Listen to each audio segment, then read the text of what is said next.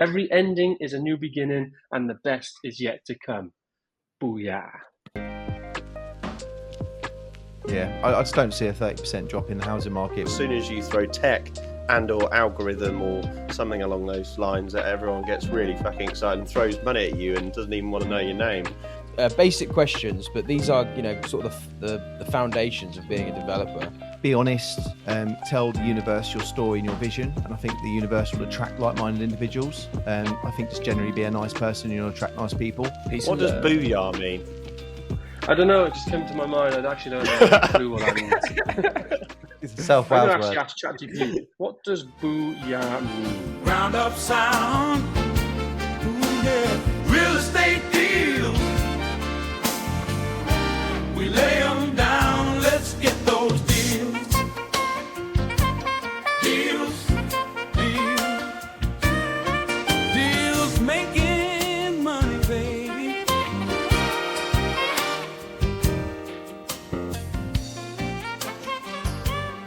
Welcome back, episode 12. And in this one, we're going to do very, very, very quick news on rates that have just come out from new banks. And then basically the rest of the episode is going to be us going through some real basic questions, but they are really important if you're in development already or if you're getting into development, and also just the way that we've tackled certain things like how to choose an architect, how to choose and approve the right contractor, etc., etc. And I think it will be interesting to see our different methods, different approaches, and then we'll probably chat some more shit as well. So enjoy the episode, and let's get into it. So start with this, which literally just came out last night, so we've only just chucked it in. But Barclays, HSBC, and NatWest cut mortgage rates. Could this be the start of a downward shift? So HSBC has announced a wave of rate cuts starting from tomorrow. Barclays have cut fixed rate for home buyers, including new best buys. NatWest has cut rates for those remortgaging, also with some best buys. So there's your big boy banks there. So which mortgage rates have changed? So while we will have to wait until tomorrow to find out the extent of HSBC's latest pricing, Barclays and NatWest are now offering some of the cheapest deals on the market. Barclays' lowest 5-year fix aimed at those buying with a deposit of at least 40% is charging 4.23% with an £899 fee. This is the new best buy. And then for a buyer with... Can we go back to that a second? Go on. 40% deposit is probably less than 1% of the market, in my opinion. Yes. Of someone taking out a mortgage. That's not... Yeah. 90 to 95% of people taking out a mortgage will be between 70 and 85% on a personal home. Yeah, they do have they do go on now though to the 25%. So for a buyer with a 40% deposit or more, Barclays is also now home to the lowest 2-year fix at 4.68% with an £899 fee, and those buying with a 25% deposit, which, like as Jack's saying, is much more in line with the average, is they can secure a 2-year fix with Barclays at 4.75% rate, which is also a best buy. And then meanwhile, NatWest has targeted those remortgaging, which is obviously going to be a hot market now. So for someone with at least 40% with equity stake in their home, NatWest is offering rates from 4.36%. And then its lowest 2-year fixed rate aimed at those remortgaging with at least 40% equity in their home is 4.82%. And the joint lowest rate on the market alongside Santander. So I do think this remortgage product from NatWest is probably going to be more relevant at the 40% range, because generally a lot of these homeowners will have more equity in their assets if they've held them for longer periods and are now looking to jump off different rates. So it's definitely geared up to the 1.6 million or whatever I need to refinance this year, isn't it? Like the ones that are already homeowners that just need to remortgage. Yeah. But it is a tipping point and it's a good sign. We're holding off on a refinance on a block in Farnham just because we're in a bridge. We've got it till December. We're just holding on every month, hoping that they'll drop it by a quarter. Potentially a half, but I think it's going to be a quarter this year. But I think once one bank starts lowering, then they all need to become competitive because they've all got cash. So these are the three big ones as well. You know, HSBC, NatWest, Barclays. When they start making moves, they're not drops in the ocean. These are the waves. These are the tides. of our banking system. And just to caveat this is mostly in response to the last BOE rate hold which came out, and off the back of that and off the back of some of the committee notes, I think they're anticipating rate cuts at the BOE by August. So yeah. Nice. And then just the last one, we had a comment, we had a question come through that we didn't answer the last episode. And this is very relevant to all of us. And the Spy UK said, if you need more working capital, can't you look for investors to come in, e.g. your YouTube audience? Well, thank you, the Spy UK. And that is exactly what we do. Almost all of us raise through social media and through our network and things like that. And social media is now just an extension of your network. So yes, we have a lot of investors come to us through social media for working capital, fixed rate, mezzanine, even senior debt finance, as well as equity capital. So you've got all of our information. The Spy UK, you know where we're at. I would do? spy on everyone, obviously. It's only in the UK though. Only in the UK. Yeah. I do want to add to that. I'd say this to quite a few, what I would call other business owners or whatever it may be. It's actually really difficult for us to raise working capital into our trading business. So we talked on episode 11 about our trading entity and then holding multiple companies around that. And the multiple companies around that is actually, once you get to know how to do it, quite straightforward to leverage that site to raise capital to do that project. But you have a trading entity that's got a team, it's got overheads, it's got a cost to it, it's got to find the sites, it's got to fund the sites, it's got to deliver the sites, it's got to design them. That trading entity is really difficult, in my opinion, to raise capital into. I know Dorian's going through similar sort of growth pains to I am, because what happens is, in real estate, everyone gets obsessed with security.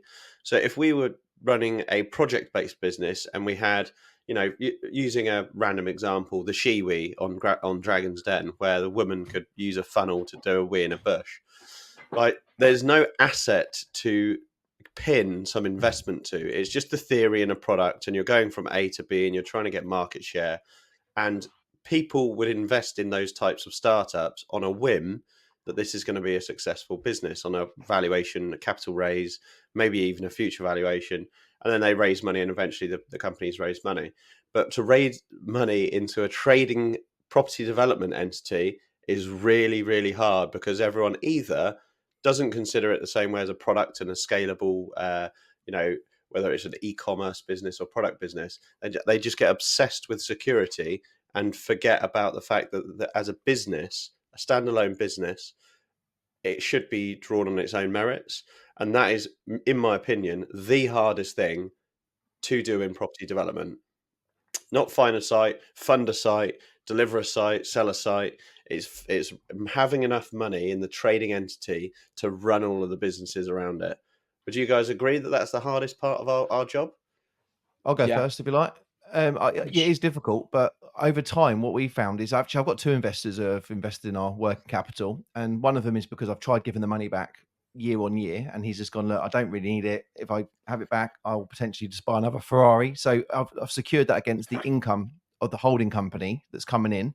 But I've used that in working capital in our trading business. So we're actually using that to sort of grow and scale up and basically build the projects that we run with private development. So I've got another investor. I've just borrowed 50 grand for 12 months, but I've PG'd it and I've secured it against the income that's coming in that I don't live on with our income. So that's how we've done it, is we're just going to keep adding our income to the property company. And then as and when we need 100, 200, 500 grand, we'll basically give you 10%, 500 grand. And then we'll transfer it into our trading company, and that'll all be agreed with the investor. And that's how we're doing it. Yeah. So similar to us.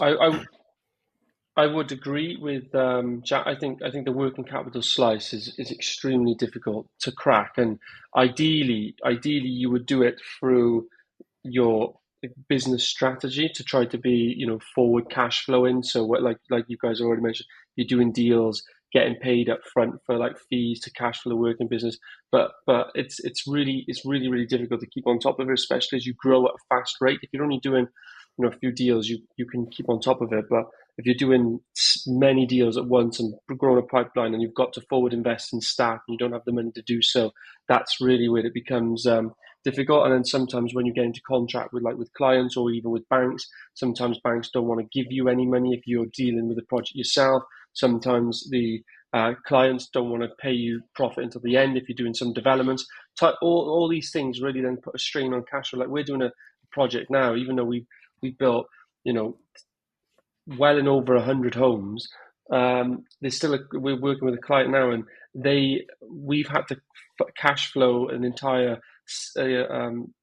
SIP development, and it's affect that slice of the project is cash negative because they don't want to.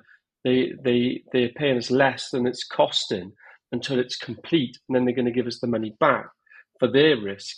But that's cash negative through that period of time. So it's just cash management is absolutely critical. And working capital, though, as well, overhead growth, all that is really, really difficult. We funded it through bringing on an investor, selling 20% of the business to an investor because we had to raise millions of pounds of working capital and also have that flexibility as we don't exactly know because it's property when it's coming back. The problem when I was starting out, when I was taking on working capital, similar to you guys, with investors, etc., is that sometimes they'd need it back, or the terms would be maturing, and there's no way I could get that money out. I just could not get that money out until deals were finished, and just don't know when those deals are going to be finished, as much as you try.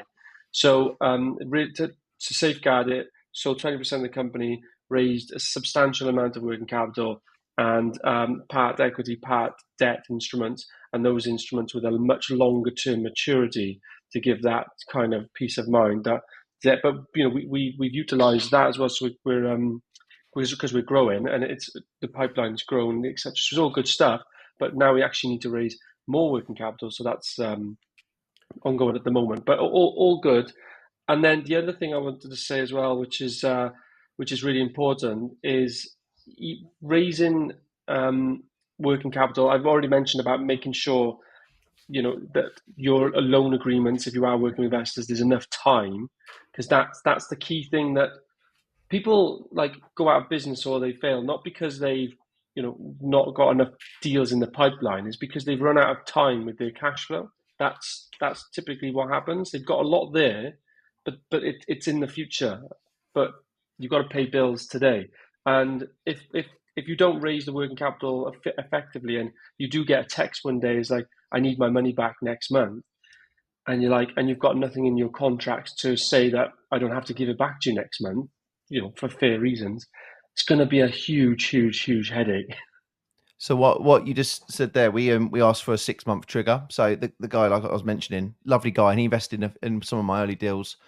He's very successful, and like you said, he enjoys meeting every year, having a quick lunch, transferring over his interest, his investment money, and he just rolls it into the following year. And I said, look, I can't. And I was, for the first 2 years, I was trying to buy a project, finish it, and have the cash ready to give back to him for him to say, do you want it for another year? And literally, and then I was like, okay, so we rolled it again, and I tried to trigger everything to get in alignment to give it back to him the following Christmas. And then after that, I said, look, this is quite difficult for me to keep rolling. So can we just, if you want me to hold it inevitably, I'll just hold it. I'll use it as working capital. I'll roll it into lots of minimum small deals and give me 6 months notice. And I'll change the plan to be prepared to pay you back. And that's what we agreed. So on the cash, gone. We have had those investors, but like Dorian said, at some points they go, need the money back now, or want to buy a second villa or whatever it may be. And it's what I'm getting at is that capital raise is 100 times harder than here's a site, you'll get a second charge, here's the deal, loan or equity, and come in and fund that. And it does exist, and we've got a couple of investors that also support, not a particular deal, but we give them security in the group and they fund that.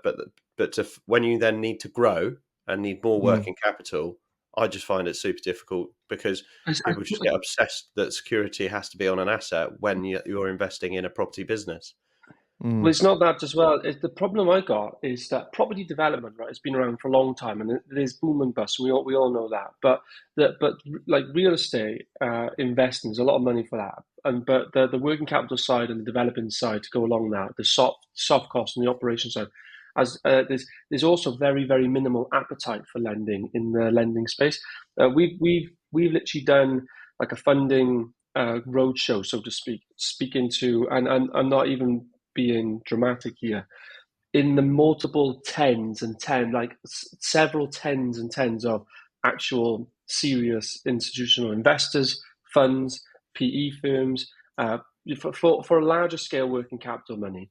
And there is just hardly any appetite for this type of funding unless they want to come in and basically be the majority shareholder and put you on a promote agreement, which obviously is you got to do 5-6 times the work effectively for getting to the same level. And then, but all of the working capital issues disappear in those types of arrangements because the main fund is dealing with them all. Whereas like we're working at the moment on a tech startup, and I've got no trading history in that tech startup.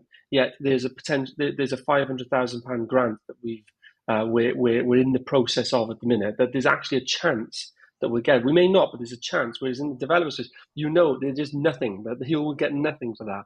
And then on top of that, all I've got to do with hypothetical conversations at the moment, after that, and built the product to its MVP, minimum viable product, and I get 20 people subscribe or say they will subscribe for the price.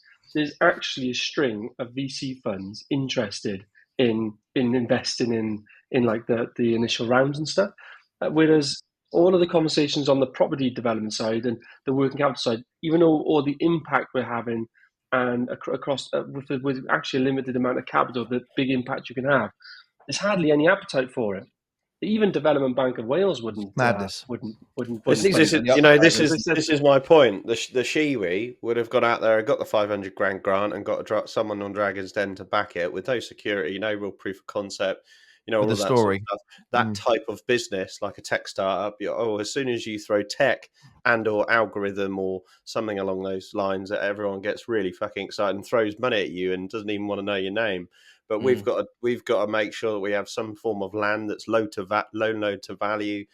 That's the charge is going X, Y, and there's the point that really getting at is there's very little faith above the loan to value of the site.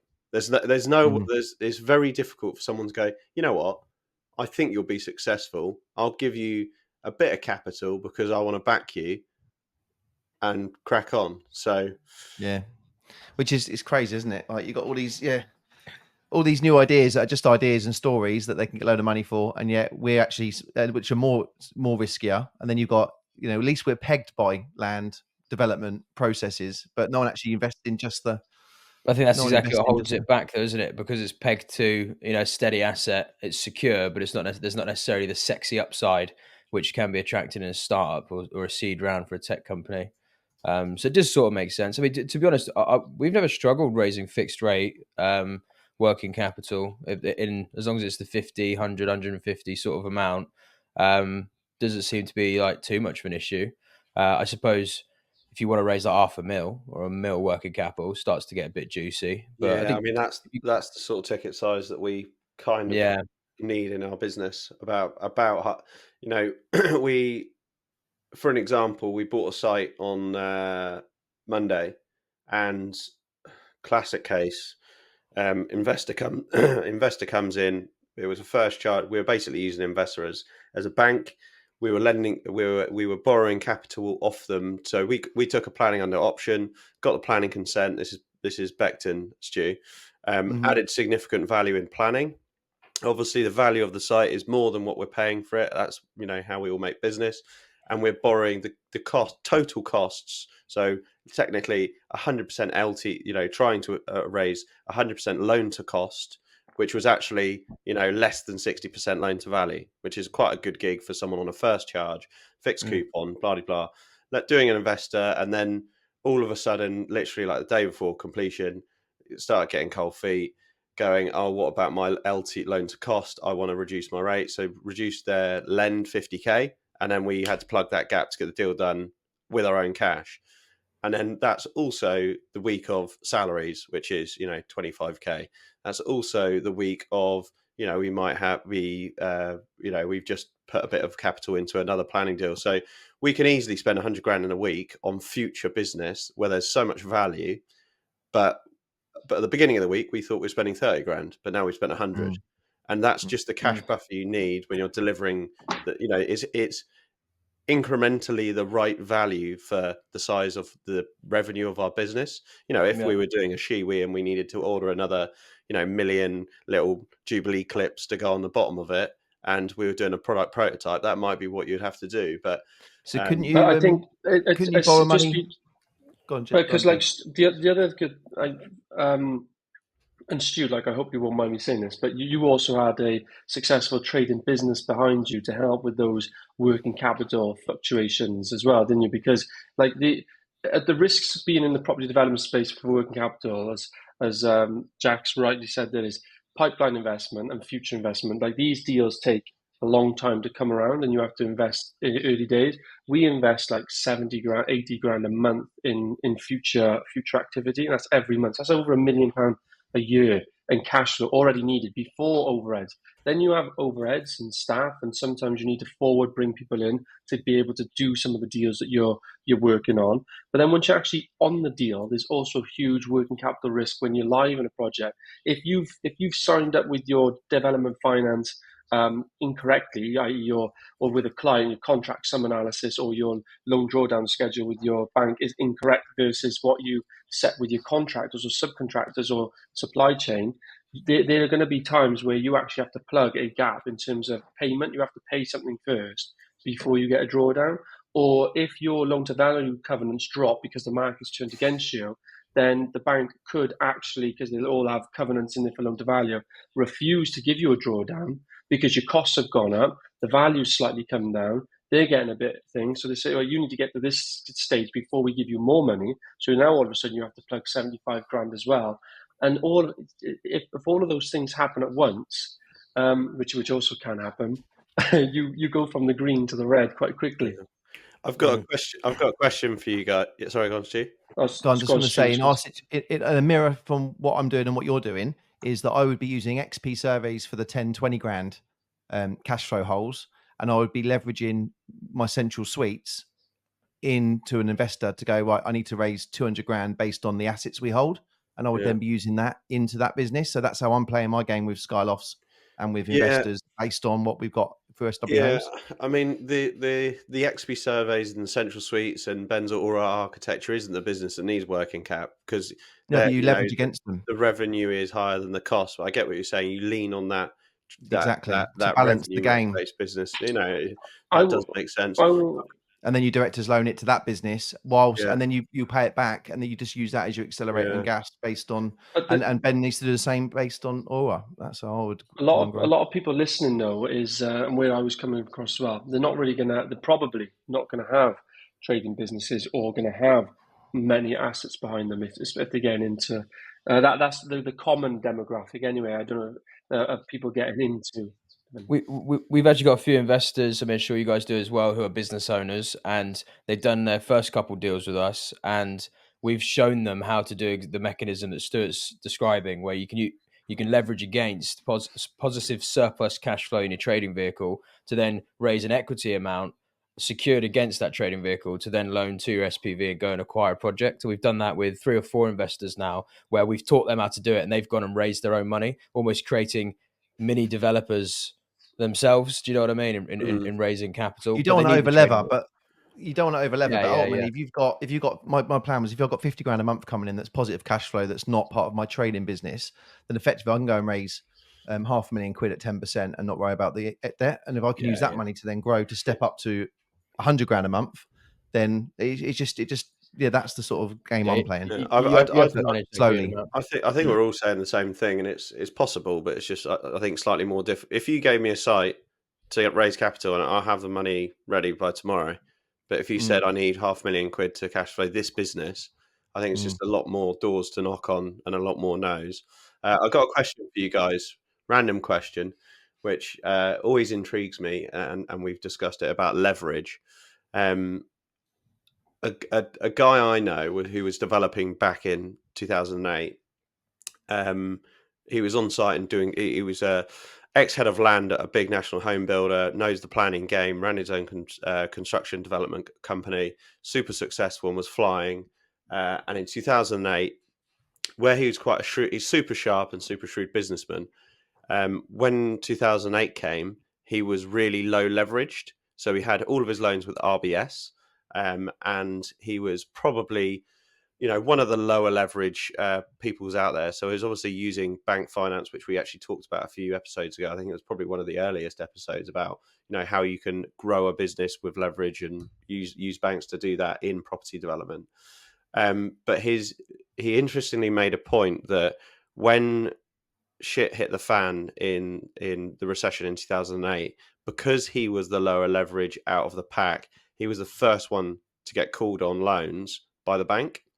And it gave me a bit of a mindset change that what is the risk of leverage? Leverage supports you in a rising market, works against you in a falling market. And obviously the reason that a bank levers up to 75% loan to value is to give their security a buffer of 25%. So that bit we obviously have to acknowledge. But when shit goes really wrong and banks start calling in their loans for external economic factors, it's actually better to be higher geared than it is lower geared, unless you've got the swaths of cash to bail yourself out in that particular situation. Mm-hmm. And the reason why I find this super interesting is because it does slightly change your perspective on the negativity around the word leverage. Mm-hmm. But just keen to get your guys' views on it. Yeah, I've heard a lot of stories around similar things where, he had all this equity in his property, but the banks went for his first because they're the healthy assets and where they could claw it back easier compared to the higher geared stuff, which is kind of like, they're rated, aren't they? A, AA, AAA. There's the same sort of mechanism, and those with better equity position are more likely to get rinsed first. So yeah, I think I think banks are always going to fuck people over if they see money on the table, they'll come and fucking take it. Yeah, I just don't see a 30% drop in the housing market with money being printed. And the last time the 08 happened was bad debt being lent out and sold on as bad debt. And it was just so stacked that it had no other way to go. But I don't have any issue with 25% loan to value. I mean, most people say in your 30s, you should be 25%, 40s, 40, 60% loan to value, and then 50 up to retirement, 50%. But I don't ever see myself doing that. I'm actually thinking of the equity that's going to be built in over the next 10 years to be repaying back some of these loans as well, because I can use the working capital, forever, and then just refinance and re-gear the sites we own. Because I look at it as a blended yield as well. So if you've got 30 sites that are being paid 5% fixed rates and you're doing 2, 3, 4 every year, then you're sort of taking a blended yield on what the interest rates are. And holding a property through the last 08 crisis was scary. When I was young, I was like, oh my God, what's going to happen? When's this going to end? But the only people who lose out in a recession are the ones that sell. So as long as you can create positive cash flow and assets now, hold them long term and just have a 20-year horizon and just keep adding to the pot, refinance the ones that are 5 years old, pull out 30, 40, 50 grand to keep growing and just sustain a sort of blended yield of whatever the interest rates are doing. I'm not worried about it at all, to be honest. Yeah, I think if we had 30-year fixed investment mortgages like in the States, America, then leverage would be, it's the problem I have with leverage at the moment is just our terms come around so quick, and it's doesn't give that much time. So I think going forward, my mentality's changed where I don't mind leverage. I just want a lot of time, and I'm happy to even pay penalties. And I lock in prices for as long as I can now, even as long as I've got get out clauses, even if there's penalties in them. And then in my mind, that's how I'm much more comfortable with leverage at higher kind of loan to value ratios. Yeah, just to touch on something that Stu said, which was really interesting, is he said, I don't see a 30% swing or whatever, 20% swing in the market. Did you know in the UK housing market between 2008 and back when the market was back sort of bustling at 2012, the peak to the trough was 20%. So from the lowest point to the highest point. And that's how I always see our developments. Like when an investor says, where's the risk? What if the market does change? I go, well, if we're planning to make 20% return on GDV in 2 years, I don't think the market's going to quickly up and down that promptly and compromise anyone's position. Yeah, exactly.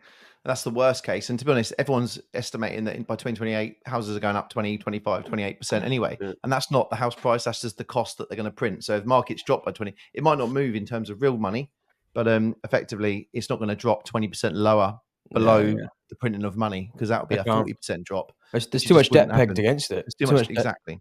Yeah, it can't drop. The banks will go insolvent, and then the whole thing is fucking just won't The whole happen. thing crashes.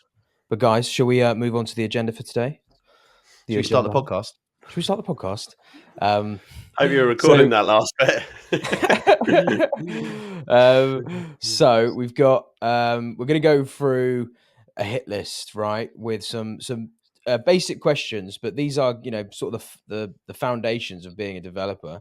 And let's try to do a bit of a quick round on each of these questions. So we'll kind of go around, all four of us, and not do too much on the answers, unless for whatever reason we want to open up some more dialogue, just because we do have 7 here, I think, to go through.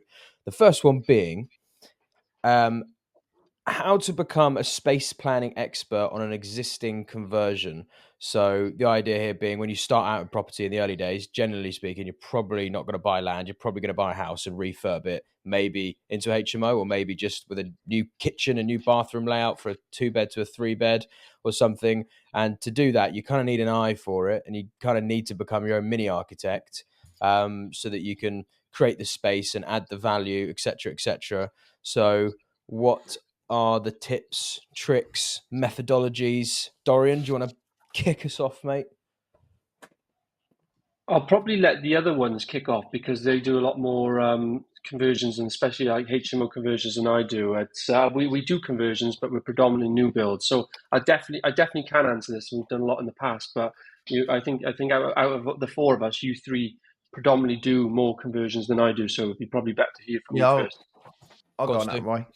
Well, from a young age, I always wanted to be an architect. So it was a natural progression for me to want to sort of look at spaces. Then I went into loft conversions because it's an old attic space that was not being used, and I could see huge potential in creating the freedom of where the bed's going to go and the ensuite. And then you'd start looking at the technical details like saw pipe services, what's going to make sense for the building, and that just takes a bit of time, but a lot of common sense, to be honest. We're not rocket scientists, and then actually becomes more of a passion, because you do something and you see what works and what doesn't work, and then you try it again and you change it and you think, I'll add that, and then you're constantly looking at other ideas and schemes, going, oh, that's a really cool idea or concept. So you sort of building that into your knowledge, and before you know it, it just becomes second nature. You just look at a building, you know, minimum space standards, you know, natural light, you know, fire regulations, fire lobbies, heights of buildings, and you just keep building all this to your armory, and then you just set your radar, and then you look for sites that suit your strategy in the area you want to work in, really. And it's just trial and error. But becoming a space planning expert is effectively critical, because if you're buying a building that's effectively going to be 5 flats, you think it's going to be 5 flats, and then you get your architects involved and they're saying, well, you can't do that, or it doesn't meet minimum space standards, there's not enough external amenity space, you have to increase flats and things. Then if you lose a flat, you're effectively from 5 to 4, you're going down 20% on your GDV, which could have a massive impact on the cost of the site to start with. And obviously your build costs come down, but you're not going to get the numbers you want. And they're the sites that you hear about other developers who try these things. They learn the hard way, make no money, but they do learn 100% of the knowledge, which is also still worth doing, because if you come out of a site and you don't make the money because of the design you come up with, then you're only going to do it once. And if you learn from it and you do another one, then you just apply the lessons learned to your next site. So yeah. I'll jump in a little bit more on conversions from a space planning perspective. Houses we find quite straightforward. It's easier just to walk on site and visualize and picture and think how things might go. But we do spend a lot of time in our HMOs and flipping houses on flipping houses. It's important to think of like longest corner of the rooms and the feel and the curb appeal and the lights, like Stu said, is really important for flipping houses. And then HMOs is all about practicality, the technical side, where saw stacks, radiators, wardrobes, beds go. All of that is super important for continuity in building a good portfolio. But when it comes to like conversions, this is like Ben's complete bag. Ben's 2 favorite things is space planning and value engineering. And that's where he creates most of the value in our business. He can value engineer something to get the build cost down 20%, or he could space plan something to gain 20% net saleable area. And to use an example of that is the site that we have in Tame, which is soon to be 6,000 square foot of office space, 21 flats and 4 new build houses.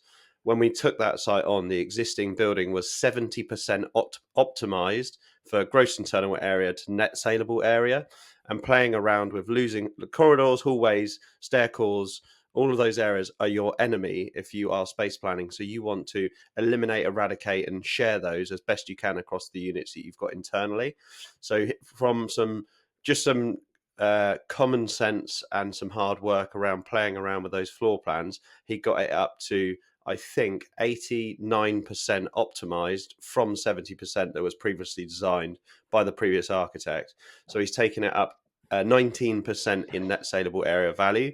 So that then means that our GDV that was at, I believe, like 8 mil is now at 10 mil. And that is pure value gain on the same footprint, same envelope. And to use another example of that, is when he was working at the Berkeley Group and he was helping design the Riverlight scheme, which is in Battersea. When he joined, there was about 860 flats on the scheme, and when he left, there was about 970. And that value alone, we're talking like £1 million of flats. That's literally like a severe change on the same footprint and envelope of the building without going up, down, or anything. And that could be lowering ceiling heights and getting another mezzanine floor in there. That could be playing around with everything. So it's basically you got to twist and turn and think very entrepreneurially about floor plans and how you work with that. Yeah, I mean, I can. I'm big on floor plans, big on like getting stuck in and get the design done. So when I can sort of show two scenarios which will help anyone listening. When we first started, I used PowerPoint to create floor plans, and then with those floor plans, instructed the architect on what I wanted, because there is a scaling measure on PowerPoint. So I just created a load of different little assets for bed sizes and everything else, and it was a bit shoddy, but it worked. And the architect then knew exactly what we wanted, because architects just they just won't give you it's different in Jack's scenario, because Ben's his business partner and he's incentivized to do the best for the schemes, etc. But most architects aren't incentivized. They'll just do what's the easiest thing unless you instruct them otherwise. There are really good architects out there, but are you going to find those in your first at bat? Probably not. So I always think doing the floor plans yourself, PowerPoint's a great tool to use, but you obviously got to get your measures right and get the measures of the building. So I used to do that and feed the architect. And then I taught myself a CAD software, which is called which is a part of the Trimble suite, and that's a SketchUp and layout hybrid. It's not like Revit. Revit's more comprehensive, obviously, and there's others out there as well that are more comprehensive. But this is great for if you don't have an architectural degree, but you just want to learn how to move lines on a 2D piece of paper and just build up your knowledge gradually. You can really get some sophisticated floor plans going. That every project we've ever done, that my floor plans are what have been used, and the architect will send me back stuff, and I'll change their floor plans to optimize the space as much as possible. And now that looks.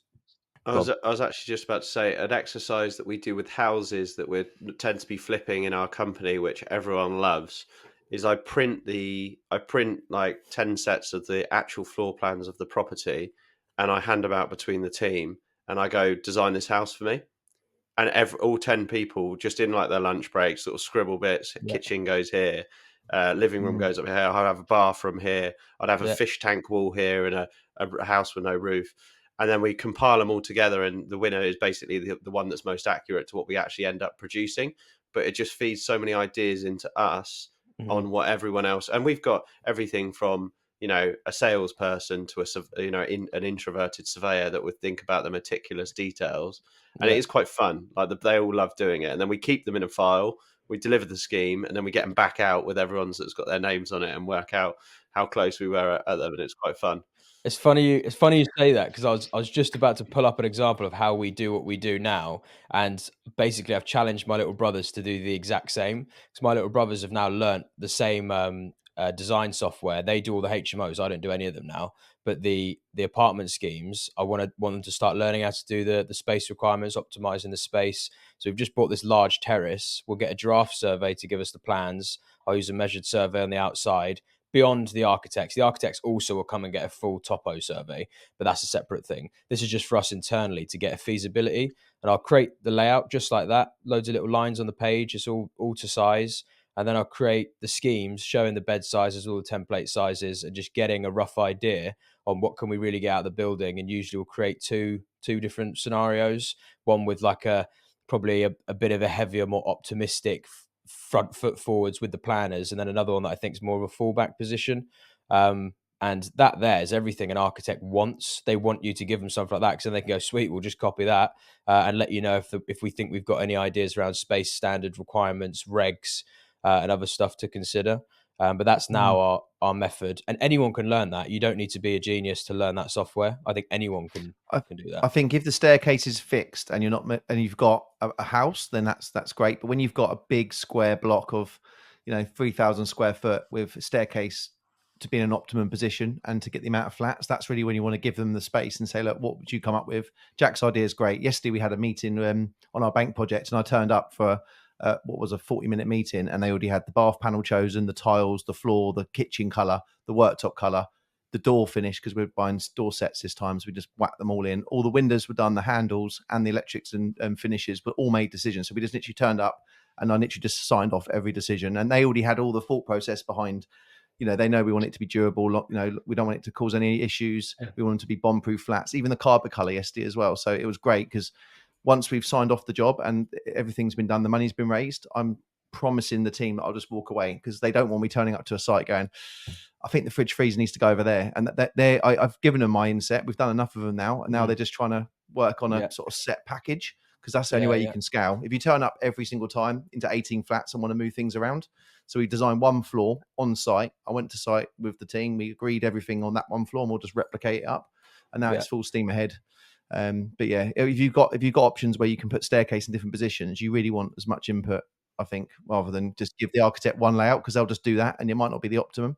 To be fair, I'll always open it up to the architect for options. But to be honest, like, we've done 2 big schemes. We had to move stair cores, and I came up with a better design than the architect, and we actually gained two extra bedrooms for it. Yeah, because they're just not incentivized. But it helps that we've got the construction, because I can sense check costs on things. If I'll just go, Kane, if I move this over here and then we do this, so there's that structural wall and there's this implication on potentially where we might put the riser or whatever, because trying to butt that up close together, then what will happen? And we can cost engineer it as well. But yeah, I think learning a software is good.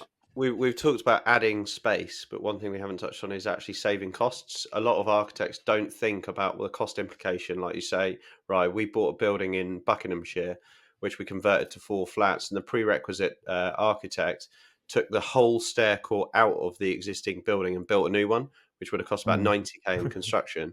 We actually kept we changed the plans, kept the existing core, and then worked around it internally. You wouldn't have known any different, because by the time a buyer of that flat turns up, it looks how it looks. It doesn't look how they thought it looked. That cost saving of 90 grand alone is something that the architect previously didn't think of, and Ben went, let's keep that and do blah blah blah blah and go down this route. That is more important. Yeah, from my perspective. So see, I told you it'd be better if you all went first. Look, see, even I learned bits there.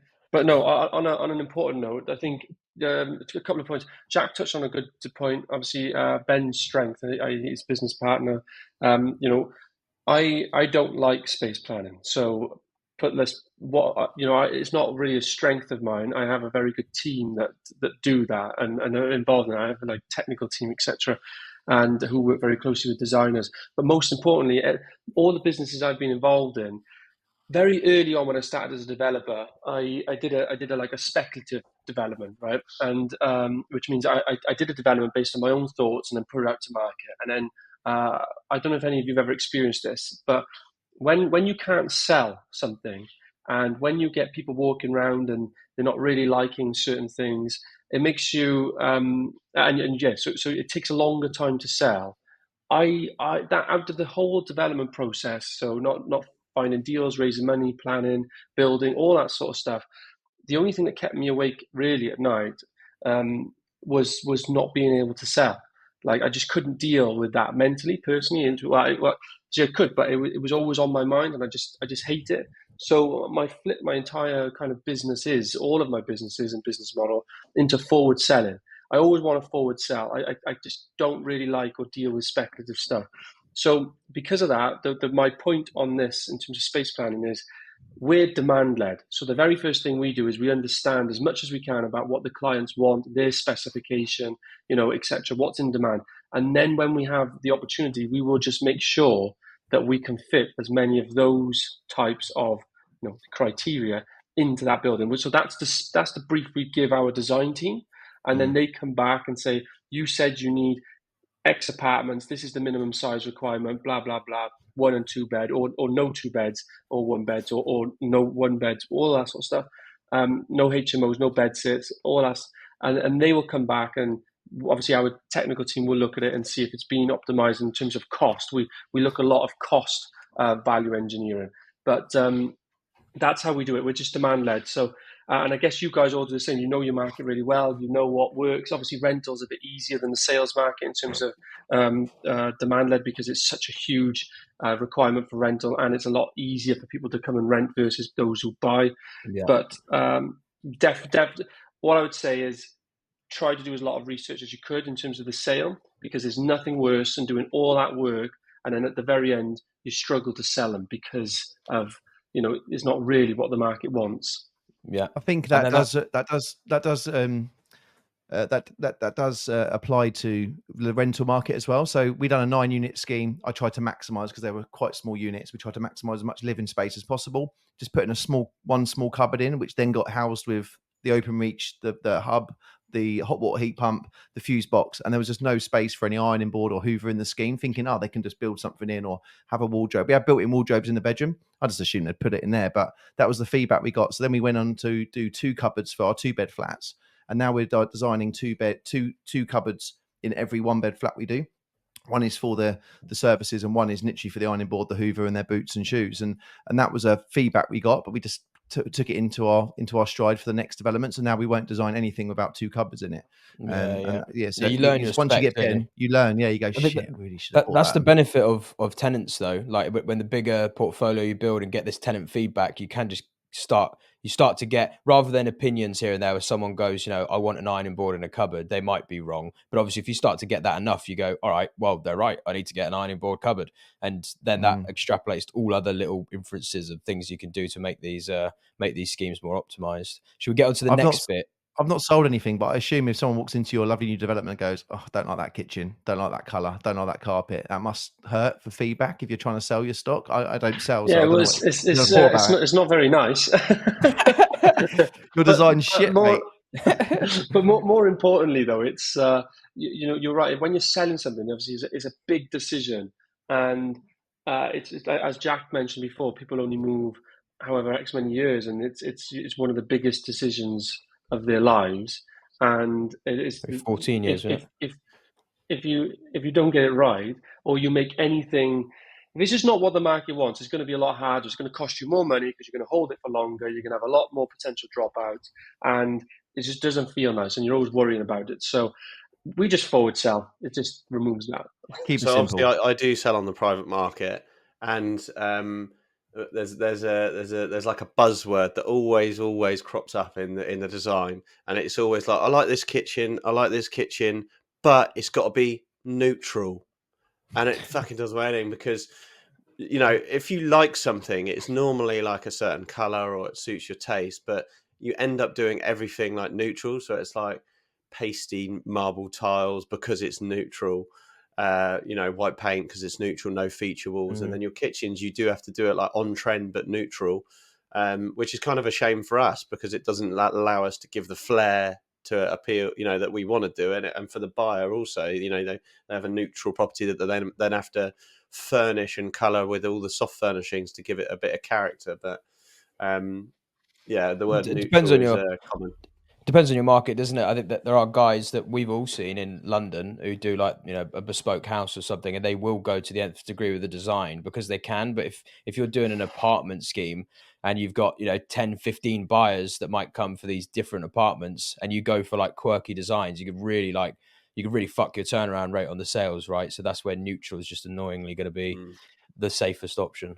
I mean, there's obviously ways around it. You can get buyers to put deposits down and let them pick what they want. But it's easy to knock them out. On the rental market, guys, would you go for all 18 kitchens the same color worktops, or would you go, is it worth knocking up 2 or 3 different blends of color, which is both possible? That was the debate. I'd say if we're holding the stock, I would, at the moment, with where we're at and what we've done so far, the more it's all the same, the easier on the maintenance and the long-term stuff. But I mean, what's the difference of a kitchen colour is probably all right. It's exactly the same colour. It's just more a case of long-term maintenance over 10 years. We were thinking about doing a floor per colour, so just having a little bit of a different tweak, and equally so we know what floor we're on, because when they're all built, you have no idea where you are in the building when you. I mean, you know what top size you are, but I would say keep it all identical. In what world would once let's go fast forward 2 years? In what world would anyone know what the colours are anyway? They only know the colour of their kitchen.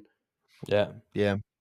I for maintenance is what you want to build them for, isn't it? Yeah, you don't go right. We're gonna start at the bottom. We're gonna view all 30 flats, and then you're gonna get the only one that's vacant.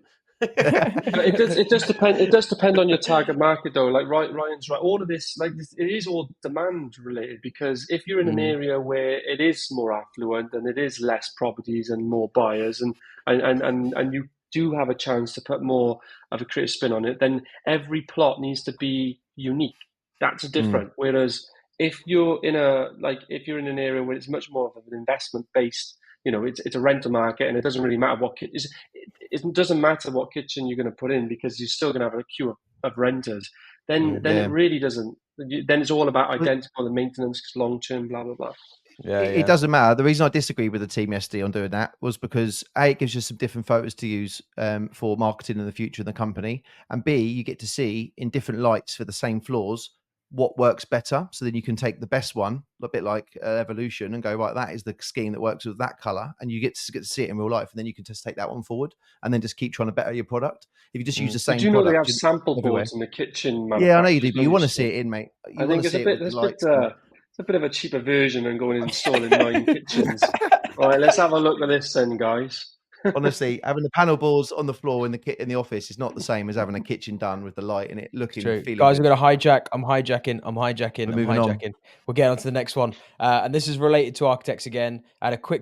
This is a quick answer from all of us, really, I assume. How to choose the architect or find the architect. So imagine you're starting out and you don't have the knowledge of, necessarily how to compare the nuances of a good architectural practice and a bad one. How do you go about finding one? Jack, do you want to start?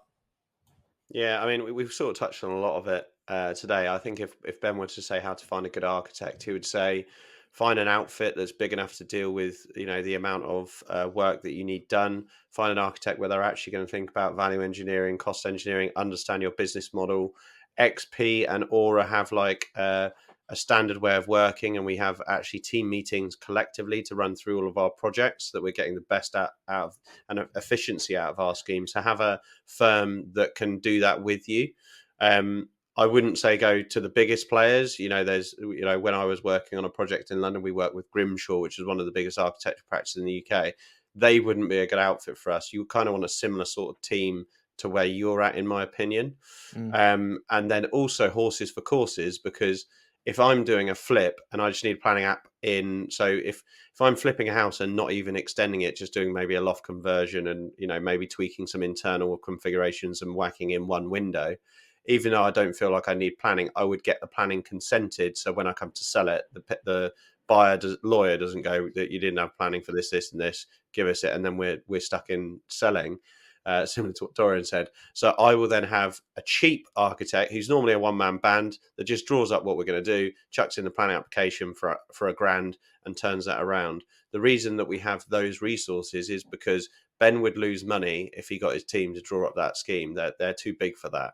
So we have a cheap one-man band architect. We have a firm like Aura who obviously feed into our business, but from if someone didn't have the relationship we do, because Ben's my business partner, but he also wears an architectural ownership hat, it would be similar size firm to us.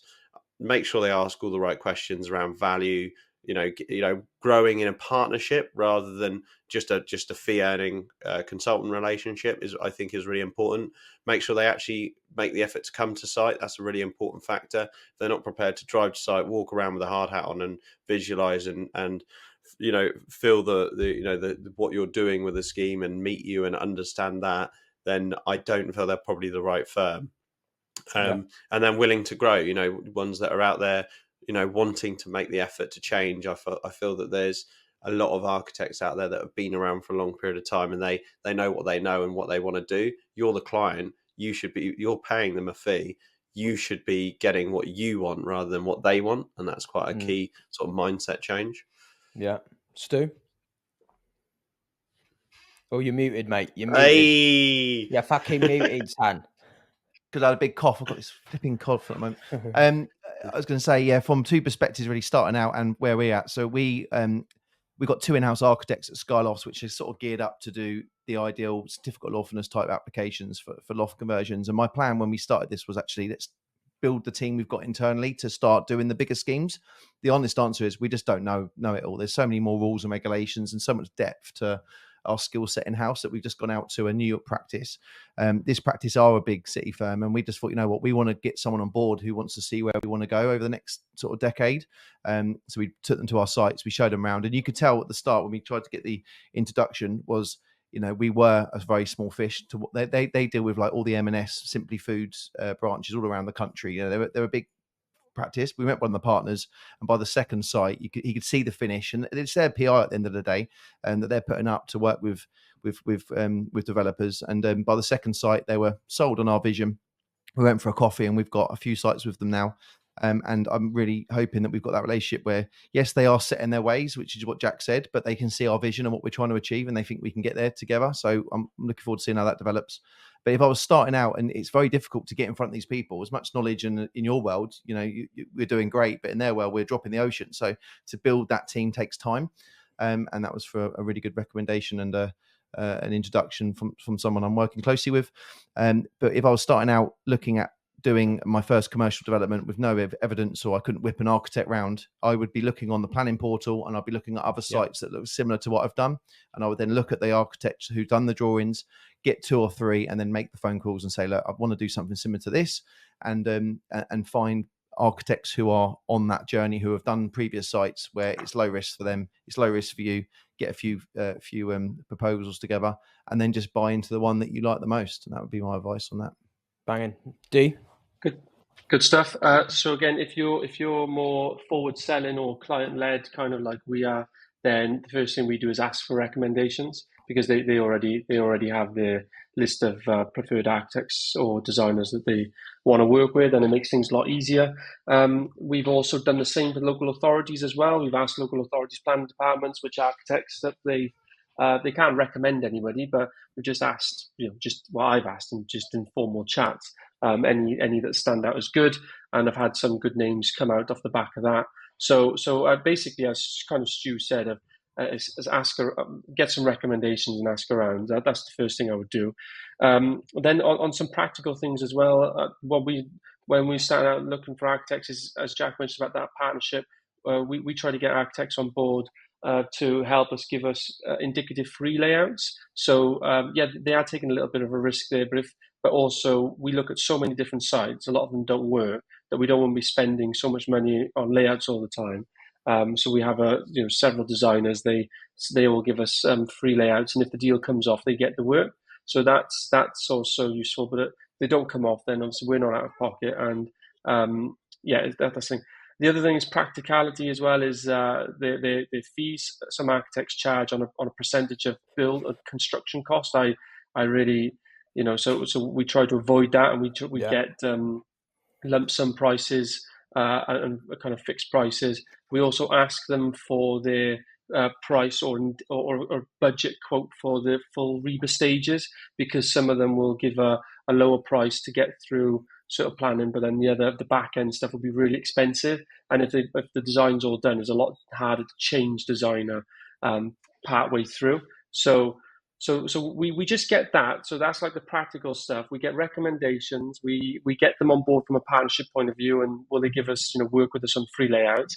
Then from a pricing point of view, it is all about, not linked to construction costs and more lump sum based, and we've got reasonable costs instead, and not incentivized by rising build costs. And then payment terms, making sure that the payment terms are adequate, getting the quote for the rest of the job, making sure it's all within a decent budget. And really, I focused more on the practical side here, but if we've already got a recommendation, then we know that they're experiencing that. If we haven't got a recommendation, we just do everything that Stuart said, really, as much research as possible, making sure that you've built a good rapport. And then really it comes down to, like most of these things, a direct good relationship with the person at the end of the phone. Do you click with them? Do you get on with them? And do they understand your business and the vision, and will they work with you and help you? Yeah. I mean, my 2 cents, if you're starting out, there's platforms like mybuilder.com, which is where we found our architect originally. I mean, we've been through the ring of architects now from referrals and other bits, but it's the first architect we use from mybuilder.com is the guy, well, the practice we still use now. They've grown with us. We're one of their biggest clients, and it means we just get good treatment on it. And I know what their rates are. They'll send me through quotes and just straight away I'll go, yeah, cool, crack on. So you build rapport over time. And my builder is mybuilder.com, isn't it? Yeah. That worked well for me. Google search, ask around if you know people operating in the area, go fucking ask them who they use. And then to Stu's point, one of the best ways, if you want to find someone who's got proof that they can get stuff through planning and do good designs, then checking the online portals in your areas to see what architects have submitted designs that have been consented is a great way to verify their quality. Hopefully that is useful for anyone out there. The next question is, here we go. How to choose a good contractor. Who wants to start this one? I'm happy to go. Go on, Jay. Yeah, I mean, it's the $1 million question, because did you know that 70% of the companies that went under in 2023 were related to construction businesses? So it's a space that you want to be spending Probably a lot why of there's time. no money in the. It's because they all took the 50 grand COVID loan and went pop. That's basically what happened there. Yeah. Bought a new van and went whoopsie. So it's definitely an area where you want to be making sure you're spending a lot of time, because I see that there's big risk around finding a good contractor. First and foremost, let's split this up into 2 different types of projects, because I know that we collectively do maybe a house renovation or a development. There's 2 different very types of builders that you're going to have, or contractors on those types of schemes. Our builder that we've built a phenomenal relationship with, and we've done, I believe, like 29 projects with in Central Suites. We found him on Facebook in recommendations group. His quote came in. I was like, that looks a bit cheap. I don't know if he's going to be any good. And who is this dodgy guy? Yeah, 10 years down the line, he's one of my best mates, and him and his lads are brilliant, and I would trust him literally with my life.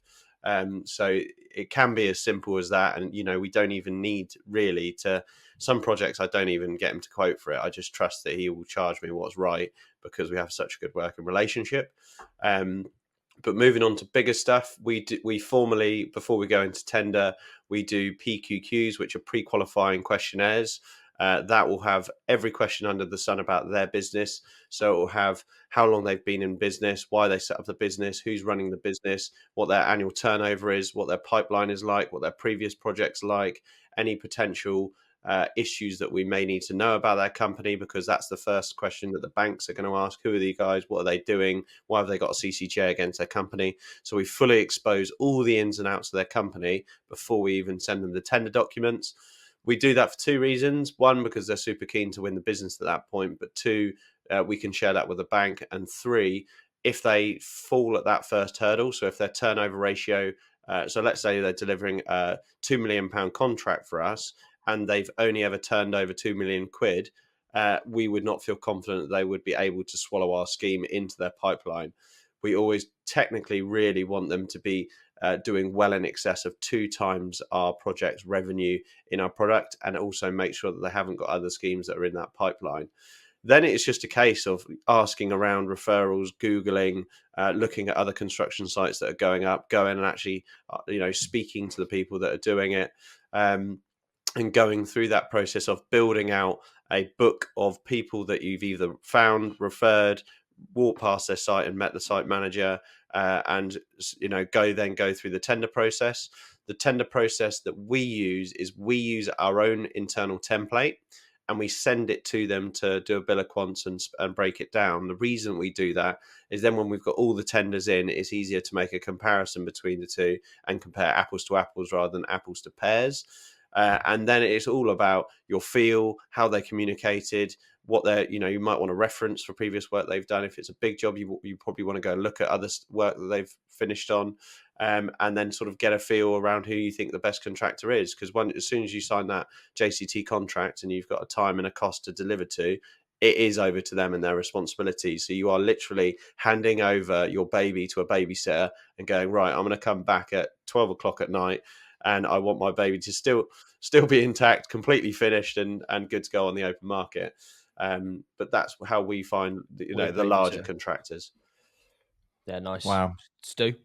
That emotion must be quite surreal. I've not been through that yet. I don't know whether that is the future of where we're going, or we're just going to build the team from within. But we do a similar thing with subcontractors. So where we package our sites, we want to keep the control, because I'm just not ready to hand my baby over to a babysitter yet. We're far too young.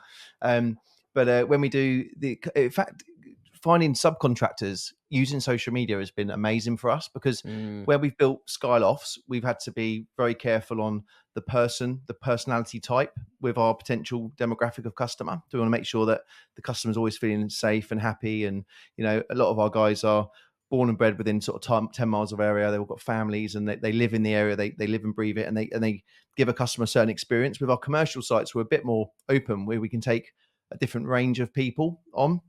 Some people will be amazing at their craft, but not so much customer facing a lot of the time in this trade. You might get an amazing guy, but social media, we found, has been really helpful, because we are very proud of what we do. We love our finish, our quality, and we show it off, and we want to showcase to the world. But that actually attracts other like-minded people who are also very quality driven and want to be involved. And they reach out and say, look, I'm in this trade. I live in this area. I see what you're doing. I want to be on board. I'd love to get involved. Here's my CV.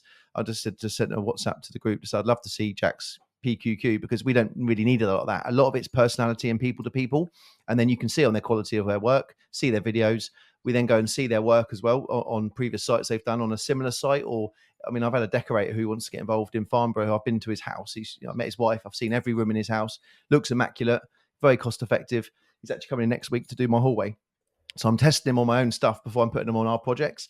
I find social media is quite a good way of just building that community of people who are also like-minded. So that would be my advice: is just showcase what you do, get people who to buy into what you're doing, and then they all want to improve and promote your what you're doing through their social media, and it's just going to be a chain reaction. Just to touch on something you said there, Stu, where you're not prepared to hand over your baby to the babysitter. One of the main reasons we do outsource the construction is so we can expand and contract as much. We can have 10 kids one year or Mate, I know zero.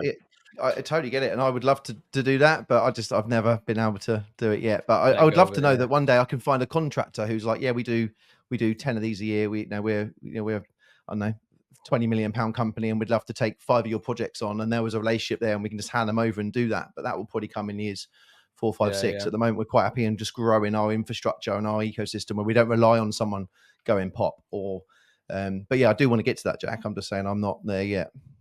I'd rather have a build director and just look after the sites we've got. To be honest, between everything that Jack and Stuart said there's not really much else to add, really, is there? I mean, that's kind of like the 101 to how to choose a good contractor. And then really, you'll only ever know they're good once they get working. I'd add one thing, though. The only thing I'd add, and just because I've had a similar situation with Jack, I haven't known him for 10 years, but Jeff and his son Adam and his team have been with us from the start, and they're basically a part of the furniture now, and we've got ultimate trust. But that's kind of just lucky that they just happen to be trustworthy people. But I think it works both ways, that you can do everything to pick a good contractor and get everything signed and dotted off, and you get along really well. But if you become a bad client, then a good contractor can still turn sour, and it can get ugly very quick. Definitely. So you have to be a good client. And I know that's obvious now to all of us because we've been through the ring of it. But when you're starting out, you're kind of like, you hold the purse strings because you're nervous about a contractor, and you might delay those payments that little bit more, rather than just be a good payer, and rather than give them clear designs, clear scope of works, clear guidance. And then you fall into these variations where you go like, but I wanted that there. Yeah, but you said this on the plans from the outset. And then, but I want this. And then, well, that costed another grand to do that. And you can get into arguments even with a good contractor. So I think you all equally have to be a good client to attract the good contractors and at least retain them over the long run. That's all I'd add to that. I do actually want to add with contractors, especially for contractors like our house contractors, you do have to kiss a few frogs. You do have to sometimes give them a shot at a site. Don't expose yourself. And last year I had 2 flips that I was doing local to where I live, and I took on. So the last house that I delivered in Henley-on-Thames, I actually managed the trades, which is crazy. I've got a £40 million turnover development company, and there's me fucking on site every morning, bossing around the electrician and the plasterers on a house. You fucking love it, you and dog. I was like, this isn't sustainable. I need to get management in and get a Richard's, the guy in Abingdon that we use that keeps rolling out the projects. He's on 5 of our sites at the moment, just rolling them out. I speak to him once every fortnight and we just check in on a few things. I was like, I need a Richard in this area. So I tried to build that and bring a Richard in this area, put this contractor on 2 projects in Henley. He fucked them both up. And you do just have to kiss a few frogs. I've now got another contractor who's on one site. But one thing I'll say is you do have to give them a go. What's the worst if you take them on, assess how they get on and fuck them off halfway through the job if they're shit and bring someone else in. Or then go back to manage the trades until you get a fresh job and then you get a new set of eyes and give another guy a go. But I've now got a new guy on one site, but one little learning there is don't put a new contractor on 2 sites, split it out and then take the best one forward. Because when you have 2 projects that you need to roll up your sleeves and manage trades, I had to do that again last year to kick this bloke off site. It was a fucking pain in the ass. So that's one little bit of advice. Only one project at a time, and you do have to commit and just give them a shot and give them a go. One of my favorite phrases that I do use, because I'm a business owner, a business grower, is I always say at the beginning of any job with any builder on a house, I always say, I want to turn up, give you the key, give you the drawings, and pretty much turn up and you give me the key back when it's done. And I always say that so that they know they don't fucking ring me every day with a question, because if that's clear, they'll figure it out. And it's setting that boundary that you're not there to, they'll call and be like, what are we doing with this, back panel of this kitchen? I don't fucking care. I'll do whatever you want. Treat it like it's your own project. And I'll come along and then moan about it and make you change it. Ruthless. Yeah, exactly. And they can buy another panel and they've cut it wrong. Next question. So now, how to pick the right legal team, practice, solicitors, etc. Dorian, hit us, mate. You're doing a lot of transactions, so. Yeah, I think we have. It's really all of these questions are pretty much building the entire team around you. They're all very, very similar and overlay. What we found with the solicitor firm is it's all about the individual. And I mean, so like everything, you're gonna have to. You don't know until you start working with them if they're good. But it's for us, it's the same thing. Start with recommendations. So who do other developers use or other property investors use? If you're part of a chat in the property circles on social media, because solicitors don't have to be local. You can get very good recommendations from active people, and that will streamline quite a lot of. On the legal side, that will streamline a lot of steps straight away. Similar thing, really. Whatever we do, we always get budget prices for. We compare the prices. We see kind of who's where, and then really it's just about the individual. How proactive are they? How responsive are they? Do they actually get stuff done? Do they respond? Do they keep on top of the workload? And we also have check-ins as well with them. I know Jack does too, and we get weekly updates from our sisters. We work with several, but we have kind of 3 core. I think we've got about 20 different things across solicitors at the moment, from pipeline sites, acquisitions, and also commercial legal stuff going on and construction solicitors going on. So we've worked with a lot of solicitors. We have about 3 that do a lot of our repeat work, but I think just keeping it simple, try to get good recommendations. They don't have to be local, but it's all about the individual. And if they're not good, you have to pull them up on it quite quickly in terms of, it depends. If you've got a lot of pipeline and you need frequent updates, then you're going to need somebody that can work with you a bit more intimately. Whereas if you've got one deal, one buy-to-let remortgage, then that isn't really going to happen. Dee, just a quick question for you. Do you have 3 city lawyers that do everything from contracts, contract law, acquisitions and everything? Or are you working with different levels? And are you working on associate level? Are you working with partner level? Where do you see the value in how much you pay for your solicitors based on what transaction, I suppose? Just trying to work out So how you Yeah, play so that. we have a local firm that deal with our construction law. We don't really work with the kind of city lawyers, so to speak. We work with local firms. Now and then we may have. I think we've done a couple with city firms, but a lot of our clients work with city firms. So we we mainly work with local ones. We have one local one that does our construction law. We have several that do our property and kind of commercial stuff. So we're dealing with all that partner level, basically. Partner level, yeah. That's basically what we do. And the only thing I'd add, and I agree, you know, these questions are kind of in the same vein, but there are some nuances that are useful to know. With a solicitor, I'd always say you want to check the price, but more importantly, the price is not as important as the quality and the service and the speed of transactions. If you've got a slow solicitor, it's just going to cause you so much pain through the various conveyancing processes. Or he. Or he, you want to practice. I think that's big enough where they have enough partners, and there's also accreditation that I can't remember the terminology for, that only banks will accept. So some major banks won't accept a lot of solicitors who don't hit this certain threshold. I just can't remember what the terminology is. It's 2 or 3 partners. I think it's 2 or 3 partners. A bank would need to stay on a roster. Yeah, so if you want to build that rapport with your solicitors and they're through the transaction, through the financing stages, then they've got to be big enough where you can keep them. Otherwise, you end up with dual reps and using the bank solicitors. And we've done it a few times like that, and it's fucking painful. So it's better using a solicitor that's scalable with your operation and can offer the contractual stuff and other layers of solicitor services beyond just the conveyancing. That's probably all I'd say about solicitors. Yeah, I think you've got to kiss a few frogs. And to be honest, in the solicitor's defence, it's not always... I mean, you want someone who is respondent and actually going to pick up the phone and not just leave you for days on end trying to get an answer. But it's actually not only the solicitor, it's a double-ended sword. So the client has got to be as equally proactive and get things to them and sign documents and try and use ones that are digital, use DocuSign and all the technology these days. There is some banks and more lenders mostly that want things...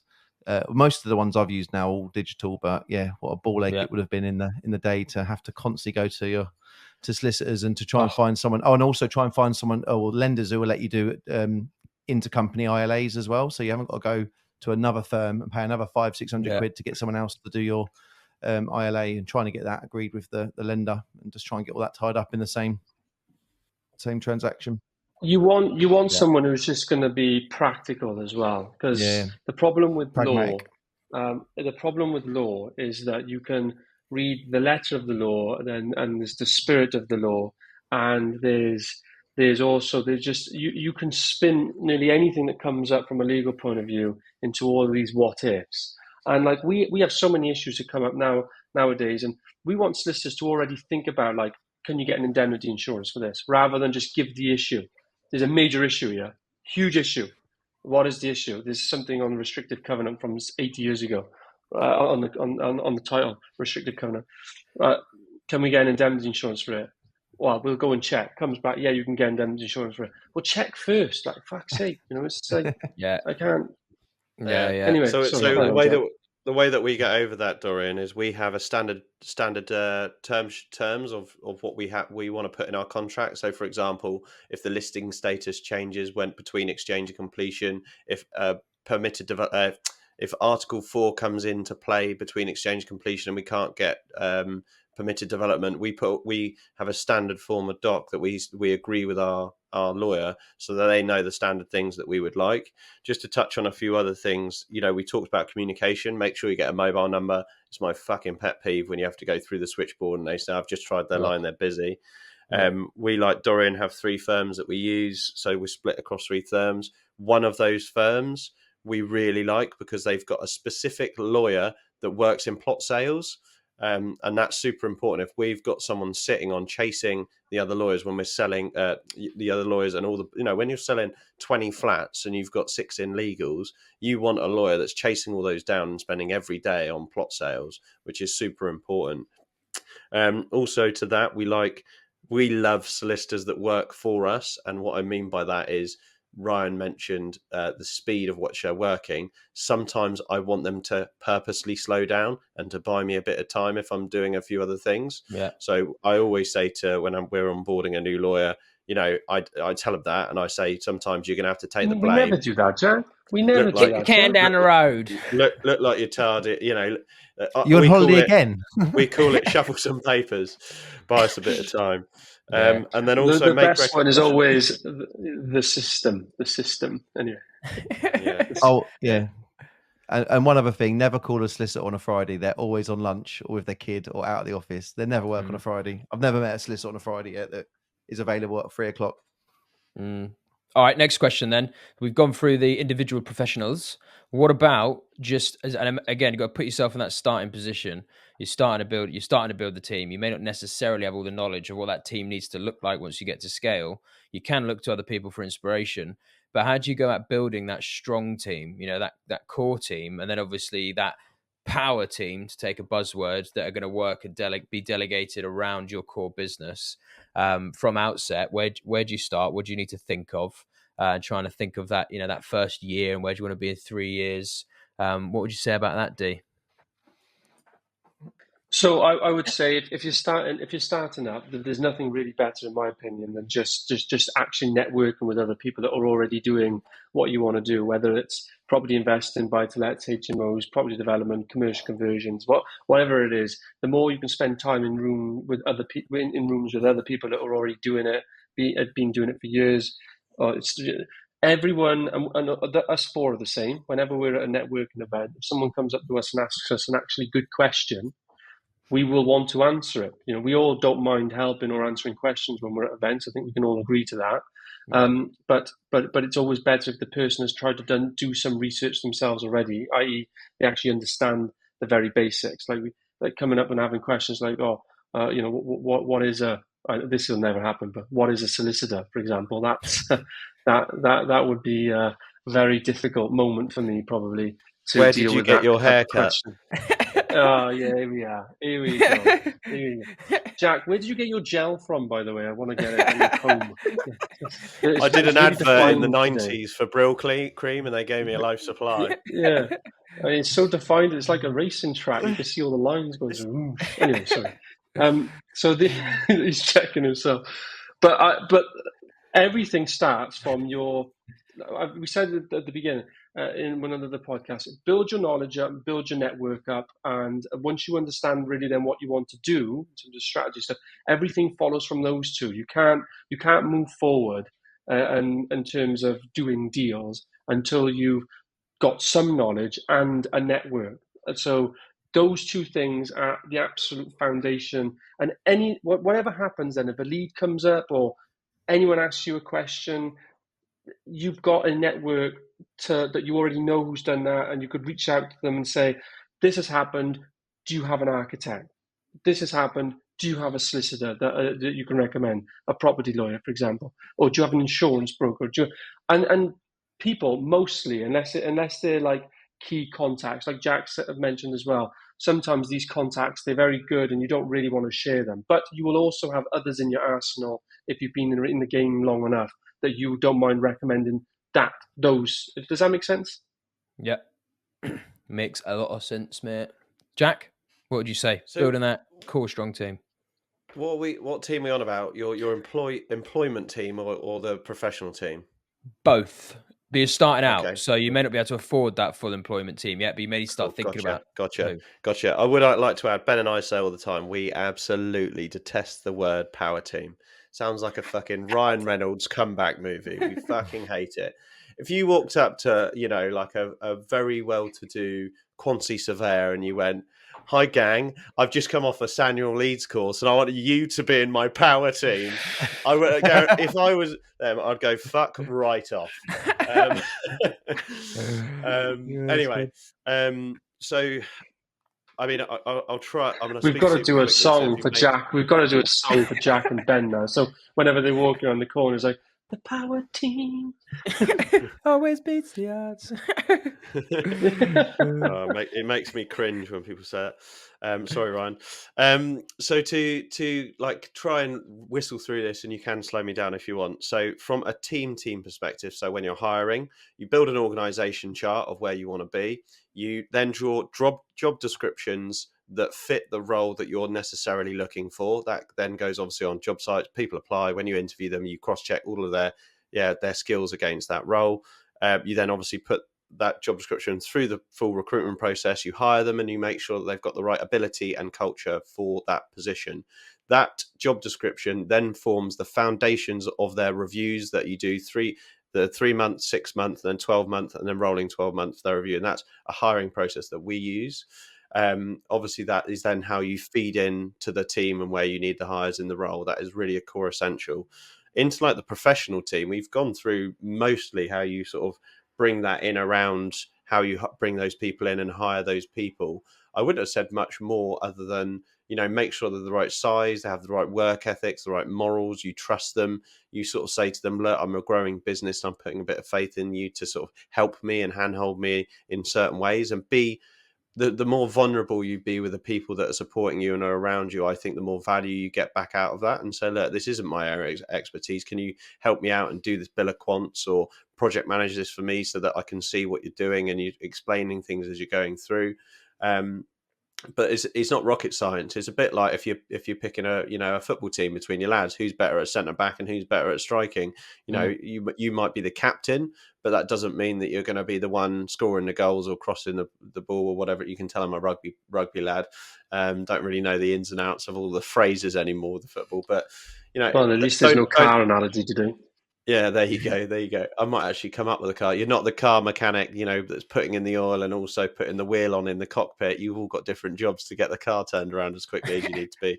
Thanks for that. There we go.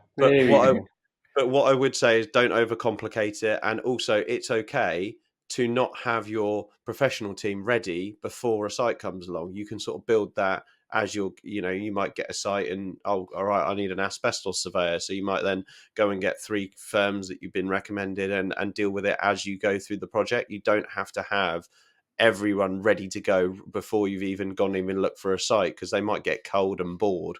So I would say once you've got a site to talk about and you can meet them there, that's another good way of doing it. Is if you need a full professional team, once you're getting nearer to the site, booking another viewing before you've bought in. Say, look, I just want to show my team around it, and book in your QS, project manager, architect, lawyer, whatever it may be, on site. So it's real. You get a feel for it. You can see how they handle themselves on site. And then also they might give you a few tips and things that you've got for free about the site and the risk of the site that just come off the bat, like Dorian said, off the bat. So, but don't overcomplicate it is what I'm getting at. Yeah. I mean, look, guys, if you have 20 contacts in the space that have already done or doing what you want to do, and you've built good relationships with them through networking, you're going to have all the contacts you need, in my opinion. Sorry, Stu. Yeah.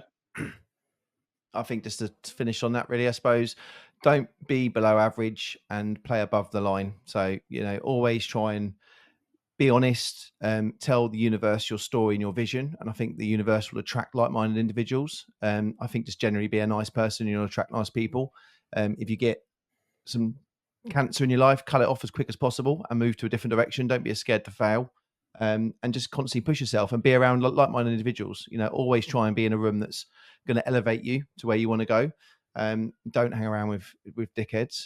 Cut them off and keep yourself as the number one priority. You and your family, and you'll be just fine.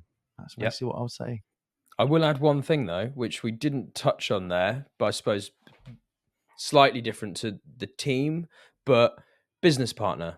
If you're starting out in doing property, you may want to go in with a business partner, and I strongly suggest doing it unless you've got a lot of competency in the property sector. Like I think we had Ronan on the podcast recently, which is a great podcast.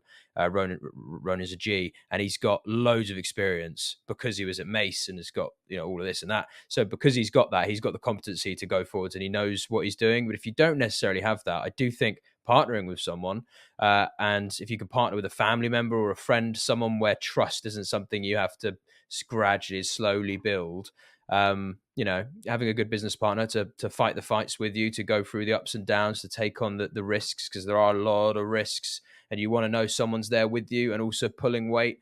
So I'd say a business partner is probably the first key person in that team. I know it's a bit outside the question, but they are just as much they're more integral to the team, right, than the architect and the solicitor. Who your business partner is, what's the shareholding structure like, what do they bring to the table, what do you bring to the table?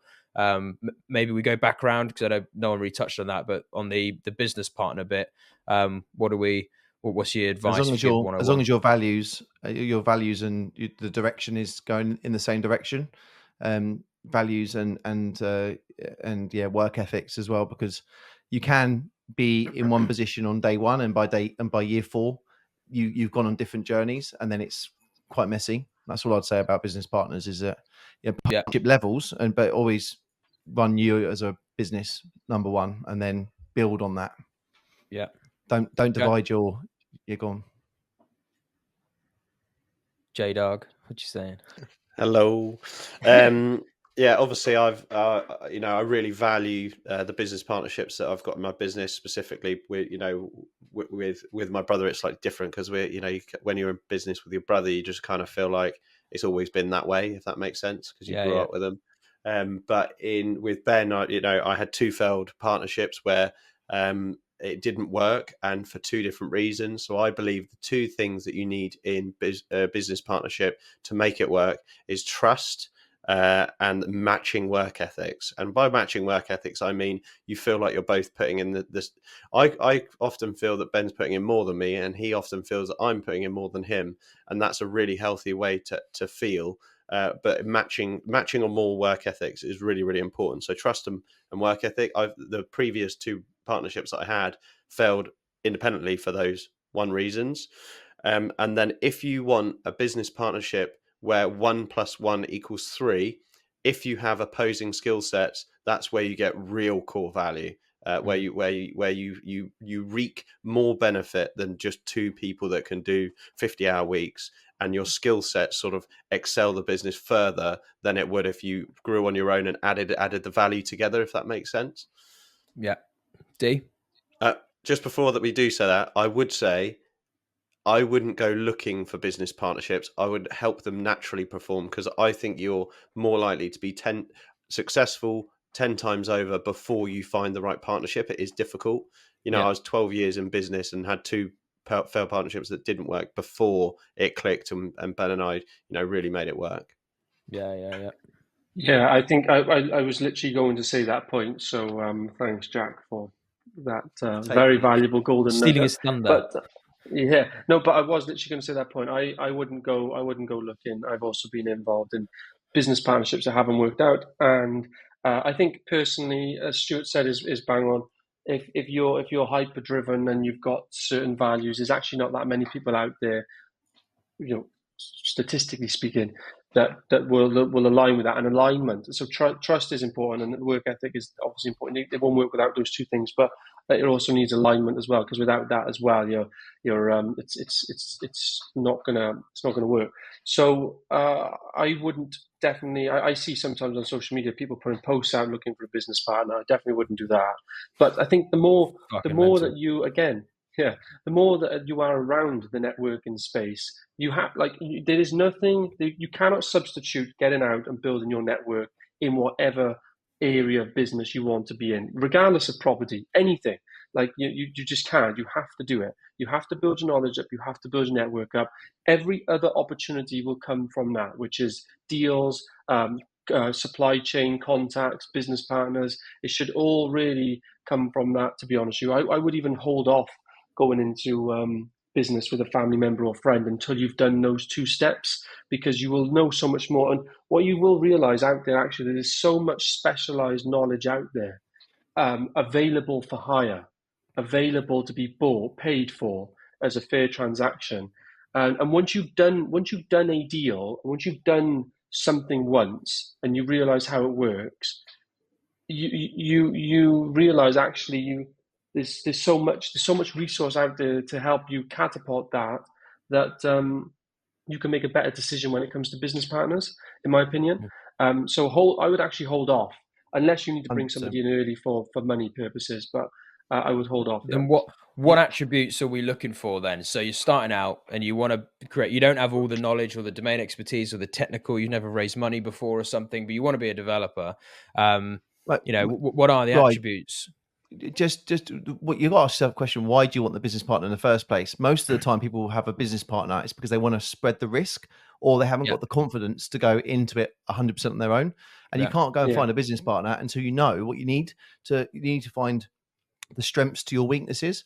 And if you don't know what your weaknesses are because you've not got the knowledge, so Dee's 100% right. You need to go and get the knowledge, get the network, find out what you need to plug in order to get to where you want to get to, and then find the best candidate who's going to fulfill the weaknesses, your own weaknesses. And what are those?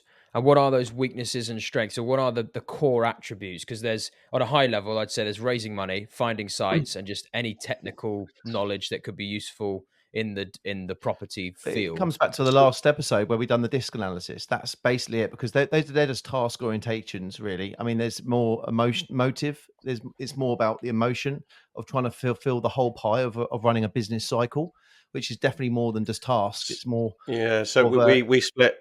We've got quite an easy way to do this, and this is how actually we split. So I mentioned with the team an org chart, and in that org chart we have roles and responsibilities. So we split a property investment or property development into 10 categories, and it's split between, I'm going to try and label these off without stumbling now. It's split between two areas. So one's the business and one's the deals. So in the business, it's sales, marketing, operations, finance, and the team. So that's recruitment. And then in the property side of things, you have acquisitions, finance, design, delivery, and sales, or retention. And if you cover those five areas each, so you can basically write those down on a bit of paper. So actually, an exercise for everyone at home: when you get a spare minute, write those 10 things down on a bit of paper and circle everything that you're good at. Everything that isn't circled is what you need to bring in, and that's the easiest way to set up and bring in resource for a property development or investment company. But that resource doesn't have to be from a business partner as well. That's the it could be a partnership. It could be someone that you pay, and that it's easier to pay because there isn't the emotion, the disagreement in what you've got to be careful when you bring people in from a partnership level. As we mentioned, if you don't have the same work ethic, goals, and trust with that person, it becomes really difficult to get them out of your picture again. You have to be really sensible in bringing that person into your 10 areas of your business, because if you can't get them the fuck out, it becomes really difficult and awkward and friction and it's like a divorce. If you've been in business with someone and you're now parting ways unhealthily, it's similar to a divorce. So we're currently branching into, we're in the research stage of another section kind of our business model, which is an emerging area that is definitely going to be something in the future that we'll be involved in. And it takes time to get this. This is, again, development angle, forward sold, clients, funders, multi-decker million. It's a £1 billion+ industry.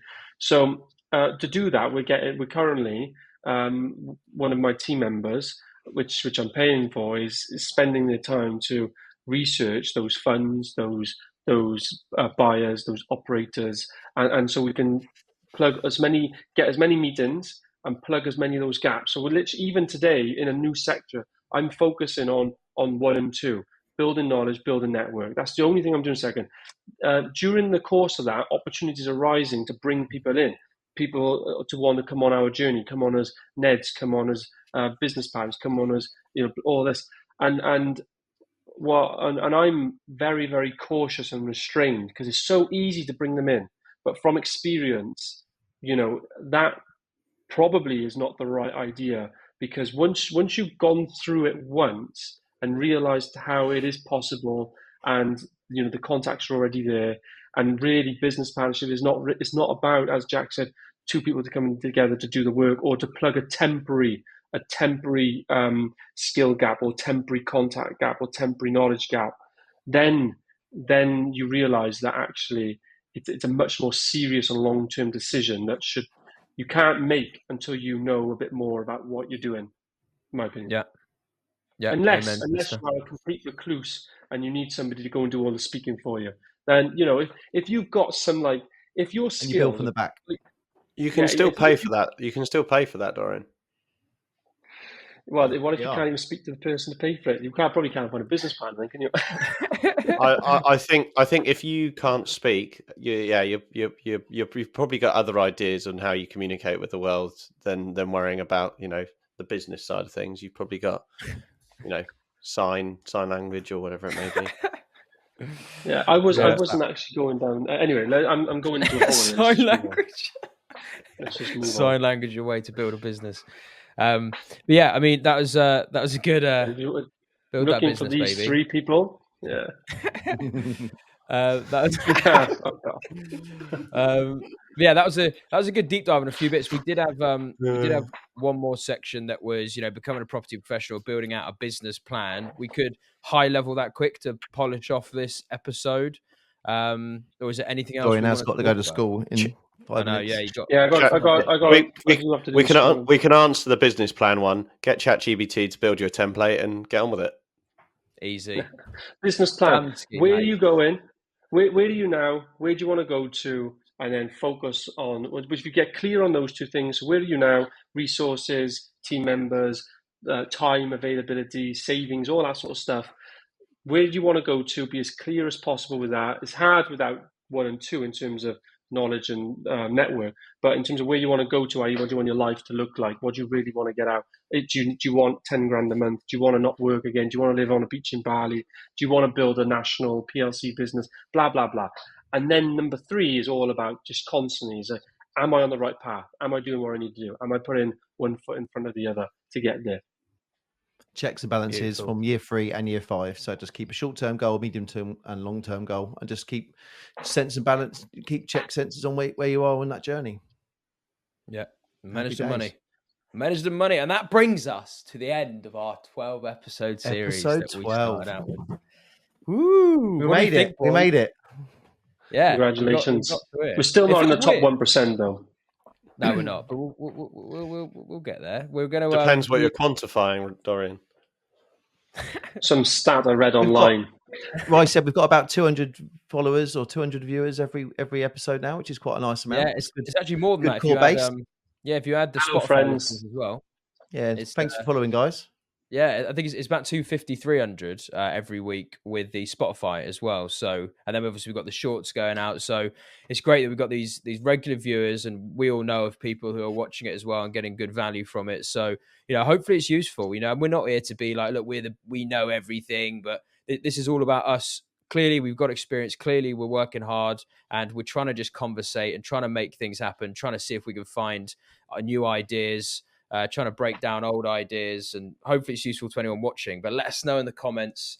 Share this episode and this series with whoever you think it would be valuable to, so we can get that feedback. Because ultimately, that's how we're measuring this podcast: is what feedback are we getting from people watching it. But we also do selfishly get something out of the 4 of us just coming around and sense checking on each other and talking about idees. It helps us as well with our business. So. Been a valuable Rye's idea really was, because we talk like this on a regular basis, and rather than talk like this privately, let's just do it as effectively an online Zoom open to the public, where I learned so much from these guys, and I love being around them anyway, and just taking their journeys in, their inspiration. And like, it can be quite a lonely journey when you're on your own, or even with a business partner. You've got nothing to bounce your ideas off of, and we constantly all crave to learn and want to expand on our knowledge, because none of us know everything. But we continue to keep meeting, keep sharing, and love you too, Stu. Up for doing a few more episodes, boys, if you are. Yeah, mate. Yeah. I think just go on, love you too, Jack. No, I was just here. As Stuart was getting all emotional, then my brain went into another avenue, which was I was going to ask is. No, it just started sounding like anyway. So, are any of you doing any courses, anything, or any actual structured training at the moment? No. Only self-education. No. Only you, Dorian. I'm just learning from you, mate. Yeah, you are my. You go pay for it and do it. Yeah. You just tell us how it all works, mate. All sorted. Yeah. No, I was just wondering.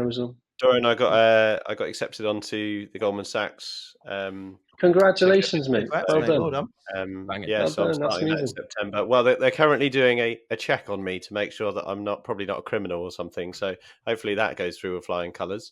Google Jack Jiggens. No, I'm joking. I mean, it is in Oxfordshire, and I did have quite a prolific name during my Oxford Brook studies, for good reasons though. Very entrepreneurial, which would probably get around. I really rate that program. If anyone listens as a business owner, do Google Goldman Sachs 10,000 Small Business Program. It's free. It's very, very, very competitive to get on. So congratulations, Jack, for getting on that. There's literally thousands of applicants for like 20 odd 70 spaces. So it is very good. But and it's basically a condensed MBA, effectively in practical terms, being taught from. Arranged by Goldman Sachs. I think it's phenomenal. So, and the community that they put you into is excellent. Nice. Fucking sweet. All right. Well, yeah. Anyway, 12 episodes done. And will we see you in the next one? We will find out. But it's been fun. And I think it helps that none of us are in business together. We purely are just mates. We just know each other and we just talk about each other's businesses. And we don't have any inhibitions. It's just, here's my business and what I'm up to. What do you think, guys? And then just honest, impartial feedback. It's a great feedback loop. So for me personally, this has been a great way to explore ideas and not have to worry about, any cross incentives, which can happen with business partners where they're maybe in the trenches with you and it's not easy to get that outside perspective. So yeah, it's been fun, boys. We've taken next week off. There'll be a post still. We've filmed 2 this week, so we'll still be posting every Thursday. You need to leak our secrets, Ryan. But we are taking next week off from recording. I'm in the south of France. I think Stu's away as well. Stuart's away. Yeah. So we'll be thinking of time just thinking of time inception. There won't be a post after this one because this is the last one at the moment. Oh shit! We're back in 2025, are we? Cool. Oh, yeah. Whoa. But yeah. Anyway, make sure you subscribe. If you're listening to this, subscribe. Make sure you subscribe. If anyone's got any other ideas about any sort of structure, do stick it in the comments because we'd like to maybe mix it up a little bit for series 2 if we do a series 2. Well, yeah. Do you know what? There's a few structures we follow. We've got the topics. So anything that's useful to anyone out there, which I think we'll keep doing. If there's rate changes or bank changes or whatever, I think it's useful for us to just highlight those. But there's the topic parts. There's audience questions. There's bringing on guests. And there's just us rambling on and talking about any which old thing. If you can let us know in the comments or through social media, like which parts you maybe like or want to see more of, that'd be useful for us to think of how we need to structure these.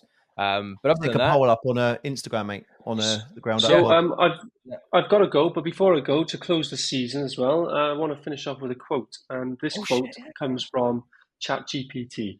Don't count the days, make the days count. As we close this season, let's reflect on our growth and achievements and look forward with renewed energy and determination. Every ending is a new beginning, and the best is yet to come. Booyah. Beautiful, baby. All right. Subscribe, everyone. Thanks for listening. Peace. What does booyah mean? I don't know. It just came to my mind. I actually don't have a clue what that means. It's a self-wow word. Actually ask ChatGPT, what does booyah mean? Let's see if it actually knows. Booyah is an exclamation used to express joy, excitement, or triumph. There we are, chat. There we go. Brilliant. Triumph. Well done. Nice one. Peace out. Well done, guys. Good job. Roundup sound. Ooh, yeah. Real estate deals. We lay